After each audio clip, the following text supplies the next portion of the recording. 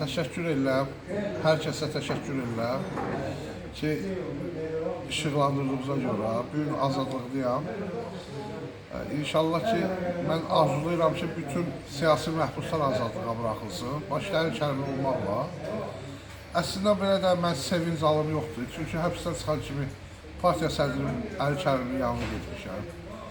Mən istərdim ki, mənim məhbusluğum daha çox olsun. Sem Əli Kərimli həbs olunmağı, o yaşında, o formada bir insanı həbs eləmək çox bir ağır bir situasiya idi. Mənə çox təsir elədi. Mən o qədər də özümü azad hiss eləmirəm. Çünki Əli Kərimli həbsdədir. Bugün Azərbaycanın mediası, müstəqil mediası həbsdədir. Qadınlar, qızlar, cavan gəlinlər, uşaq anaları həbsdədir. Mən çox təsir edir. Belə olmaz, biz hansı ölkədə yaşayırıq. Demokratik bir ölkədirsə, belə demokratiya olmur. Mən bütün siyasi məhbuslara, başda Əli Kərimli, Tofiq Yağublu olmaqla, bütün siyasi məhbuslara və qadınlara ki, günləri ki, onlar orada nə əziyyət çəkirlər, adam dəhşətə gəlir. Hamısı azadlıq tələb edirlər. Biz azad olmamışıq. Bizim ruhumuz elə də azaddır. Qismən azadlıqdır bu. Həbsxanadan çıxmışıq, evimizə gəlmişik, bilmirik gəlirsə başımıza nə müsibət, nə bəlalar gələcək. Azadlığımız o vaxt olacaq ki, xalqımız, millətimiz tam azad olacaq, ondan sonra biz azad olacaq.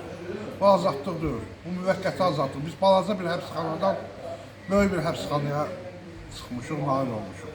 Odur ki, bütün siyasi məhbuslara və xalqıma, millətimə arzulayıram ki, öz azadlığımızı, xalq, millət olaraq azadlığın insan özü qazanır.